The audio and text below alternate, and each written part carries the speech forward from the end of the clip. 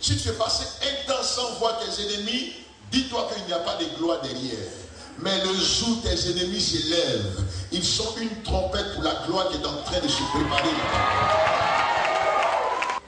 Quand je reçois de Dieu son approbation, sa présence et sa puissance, je ne m'inquiète pas de mes adversaires. Je ne m'inquiète pas de ce qui se passe au-devant de moi. Au contraire, vous qui êtes contre moi, vous êtes une réjouissance pour ma vie.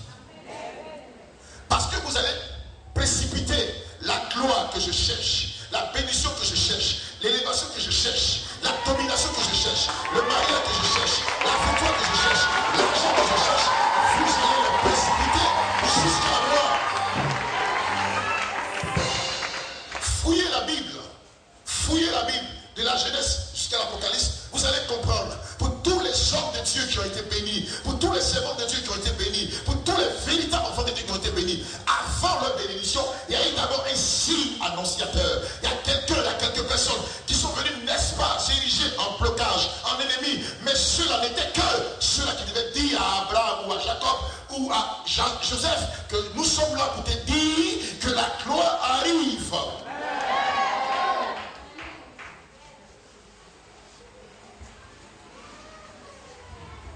C'est pourquoi, en tant qu'enfant de Dieu, prends courage et persévère dans la situation que Dieu t'a donnée. Sois fort. Il y a des personnes que nous avons rencontrées. Pourquoi tu as rétrogradé? Non, c'est parce que je suis trop persécuté. J'étais obligé de rétrograder, sinon ça allait me tuer. Le Seigneur a dit, je ne te laisserai jamais tenter au-delà de tes forces. Et aussi, laissez-moi vous dire, les bénédictions diffèrent selon les grades des ennemis. Il y a petit ennemi, il y a moyen ennemi et il y a grand ennemi. En fonction de ton ennemi, c'est comme ça ta bénédiction s'exprimera.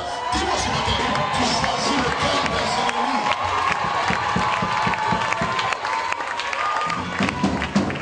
Dis à ton voisin, fais ton choix ce matin. Fais ton choix ce matin.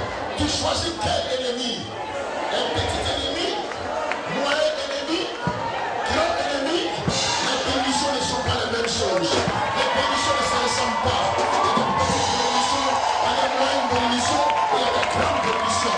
Alors nous désirons des grandes choses. Nous voulons voir la gloire de Dieu. Nous voulons voir la main du Seigneur. Nous voulons communier avec Dieu. De la même manière dont nous voulons communier avec Dieu, de la même manière nous voulons voir la gloire de Dieu, de la même manière Dieu enverra l'obstacle la plus grande. Mais il a dit, quelle que soit la montagne et la foi, et tu diras à cette montagne, déplace-toi et elle obéira. Touche ton voisin, demande-lui, tu choisis quel ennemi. Un petit ennemi, il est petit, dites-moi, si un enfant de 5 ans peut porter un sac de riz, jamais, il ne pourra jamais porter un sac de riz. Il ne peut pas porter le sac de riz. Mais lorsque ton ennemi est large, sa poitrine est large, il est grand de taille, il portera des charges et des fardeaux.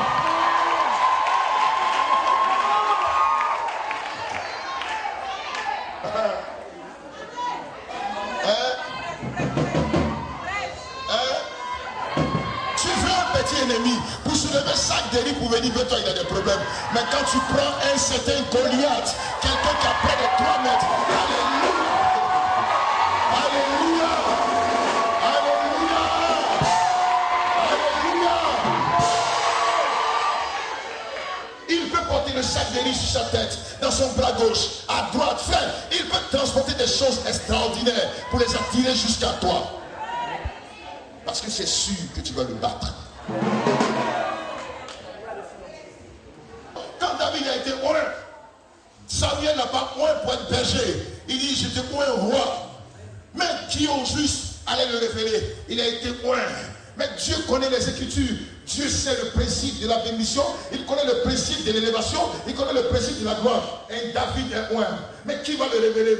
Dieu choisit un temps. Il a cherché un temps, un événement important, un événement de gloire, un événement de décision, un événement où nul ne peut lever, pointer le seul doigt, un événement où nul ne peut parler, un temps où tout le monde, même le grand roi qui est connu par tous, se tait. Les hommes se taisent, les femmes se taisent, tout le monde se tait. Un temps où nul ne peut agir, c'est là ton petit doigt se lève. C'est là que tu te lèves pour dire non, je te résoudre cette situation. C'est le temps de Dieu.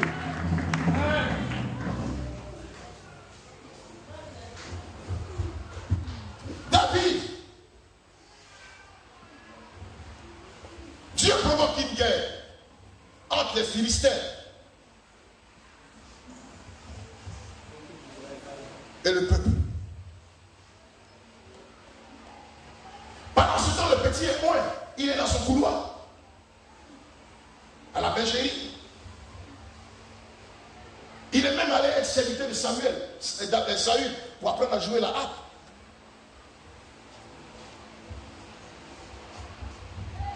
On l'a même mis en arrière-plan.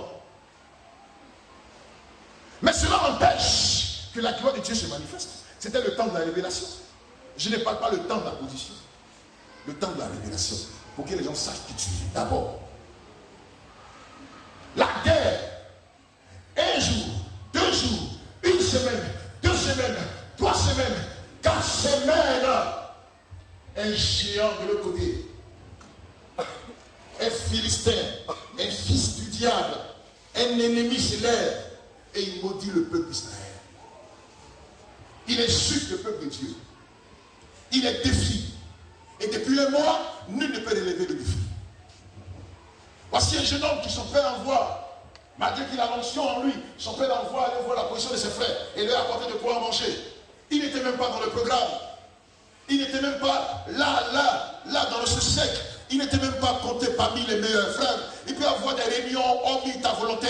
Il peut y avoir des réunions destinées pour des autres. Il peut y avoir des chants, des choses écrites pour des autres. Tu n'es pas là, mais quelque chose se manifestera où les gens sauront que ta présence est nécessaire.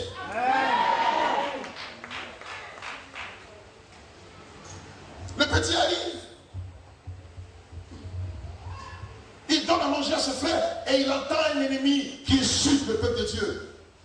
Et il demande aux gens, mais c'est depuis quand ça se passe? On dit, ça fait un mois on est là.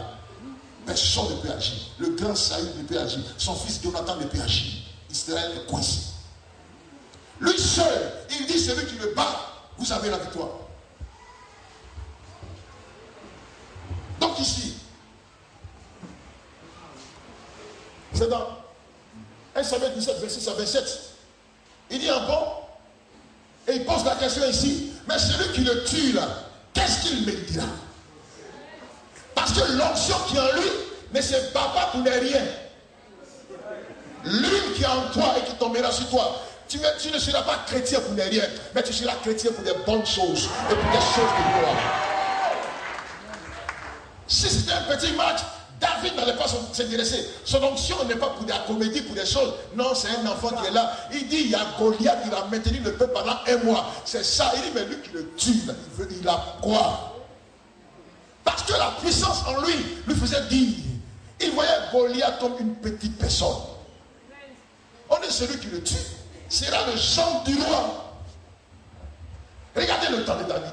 La période de sa pauvreté, d'entrer dans le camp du roi. Il dit, cette histoire m'intéresse. J'ai le Dieu pour vous. Oh frère, quand la gloire de Dieu est sur toi, tout le monde peut le dire. Nous, on a échoué ici. Est-ce que toi, tu peux réussir? Nous, on est passé par là. On n'a pas réussi. Est-ce que toi, tu peux réussir? Nous sommes différents, s'il te plaît. Nous ne sommes pas les mêmes personnes, s'il te plaît. Si tu as échoué par là, moi je passe et par la force de l'Éternel, je réussirai. Goliath est fort, il est puissant, il est dangereux, petit. Tu es tellement petit et tu n'as rien appris dans l'armée. Il dit, je ne me suis jamais entraîné, mais l'huile qui est en moi là m'a déjà entraîné. On a même fait le roi Saül. Regardez un peu, quand il y a un événement important, que toute la situation est coincée, que tu débloques, tu veux débloquer la situation, on te conduira même chez le roi, le petit là. C'est maintenant le roi va s'entretenir avec lui. Dans le début, il était serviteur chez le roi, boy. Mais maintenant, il est là comme défenseur, comme le gars qui va donner la victoire. Le roi dit, j'ai besoin de lui. Venez et amenez-le. Toi, tu penses que tu peux le tuer? Il dit, oui, mon roi. Mon Dieu est avec moi. Il m'a donné la force. Quand je surveillais les brebis de mon père, il dit, ah, brebis, c'est pas la même chose, c'est pas brebis. Il dit, non, quand je surveillais les brebis de mon père, il y a des loups qui venaient, je les attrapais, je les déchirais. Le lion, je courais, j'attrapais l'agneau qui était dans la gueule, j'arrachais. Et Dieu, mon Dieu m'avait protégé. Ce même Dieu qui m'a protégé contre les loups, contre les lions, ce Dieu-là me donnera la victoire contre ce Philistin qui insulte le peuple. Il dit, tu es sûr, je suis sûr. Et Saül donne tout son arsenal au petit. Non, quelqu'un qui a échoué ne peut pas t'informer de la victoire que tu dois avoir. Je dis m'excuse. Un homme qui a échoué ne marche jamais dans ses pas. Ne marche jamais dans les pas de celui qui a échoué. N'écoute jamais les conseils de quelqu'un qui a échoué. À moins qu'il te donne des conseils pour dire, ah, je suis passé par là, voilà, c'est bien aimé.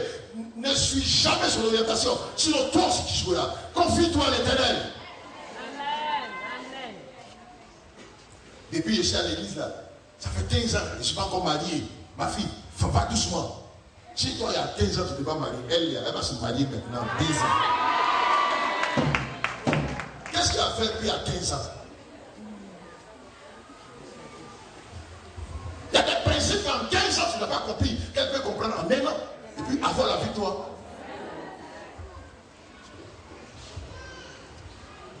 Le petit dit, laissez-moi tous ces âmes déposer. Je ne peux pas, mais j'ai quelque chose. Tout le monde est étonné. Lance-pied, le Saint-Cali. À la vue humaine, on ne considère pas ce qui se passe. Dans la vie humaine, on n'a même pas su quelle révélation David avait avec lui, quelle victoire, avec quoi il partait. Les gens ne savaient pas qu'est-ce qu'il avait avec lui. Il avait sa lance qui pouvait supporter ce qu'il allait lancer. Bien-aimé, quelle volonté tu as aujourd'hui? C'est ta volonté, ta détermination qui fera de toi quelqu'un. Tu as une volonté, ta volonté c'est la lance que tu as. Mais dans ta volonté, mets quelqu'un qui existe. David avait 5 pieds avec lui, qui signifie le nom du Seigneur Jésus-Christ. Jésus-Christ, il avait une victoire avec lui. Ta volonté n'est pas seule. Dans ta volonté, dans ta détermination, le Créateur des cieux et de la terre te soutient. Il est avec toi. On te voit pauvre, mais tu as une volonté et tu comptes sur quelqu'un qui a la capacité de remplacer la pauvreté et la richesse. Il peut le faire. Quelle volonté tu as? Et il laisse moi les 5 pieds. Il s'approche du grand Goliath. Goliath dit, vous vous moquez de moi? C'est un enfant comme ça que vous m'amenez? Mais vous êtes bêtes. Ça ne va pas. Maudit que vous êtes. Mais rapidement, je vais donner son corps aux oiseaux du ciel. Rapidement, pour vous montrer que vous ne valez rien. Le petit dit, c'est vrai, tu as un bouclier, tu es grand, tu as 3 mètres peut-être. Tu es un javelot. Tu es bien protégé du haut en bas. Et depuis ta naissance, tu ne vis que pour la guerre. Il est né pour faire la guerre. Je m'en fous de ce que tu as été entraîné par les meilleurs, les spécialistes, les guerriers philistins qui t'ont mis dans un système, stratégie de frappe, à gauche par là. Chez nous, il n'y a pas de stratégie de frappe. Il y a un système qui te fait tomber. Et c'est juste venu te faire tomber aujourd'hui. Je n'ai rien. Je n'ai rien. Regarde, je n'ai rien. Je suis tout petit. Je ne ressemble à rien. On ne me considère pas. On pense que je ne peux pas arriver. On pense que rien ne se passera. Mais on oublie que c'est un temps que le Seigneur a choisi pour m'élever. Ce petit il va te révéler. Il dit, je n'ai rien. Mais j'ai quelque chose qui ne peut jamais me quitter et m'abandonner. J'ai quelque chose, même si je suis pauvre, qui peut me donner la richesse. Dans le sang qui me tire et me fait asseoir sur la même table que les rois de son pays. Il y a quelque chose avec moi. Là où on peut s'aimer, moissonner. Cette chose peut me donner le s'aimer, moissonner. Et je suis fort. Il y a quelque chose avec moi qui, dans ma pauvreté, peut me rendre riche automatiquement. Qui peut changer mon lendemain, changer ma destinée, changer ma vie, changer mon être. Ce que je suis, j'ai quelque chose avec moi que nul ne peut me donner. Et cette chose, personne ne peut contre cette chose. Le diable lui-même ne peut pas. Toi-même tu ne peux pas. Toute ta famille ne peut pas. Rien ne peut. Je viens vers toi au nom de l'Éternel des armées. Il prend sa pierre. Il a mis seulement des 5 pierres. Il a mis seulement une seule pierre. Il n'a même pas encore fini de prononcer le nom de Jésus. Son ennemi a pris KO. Est-ce qu'on peut acclamer le Seigneur?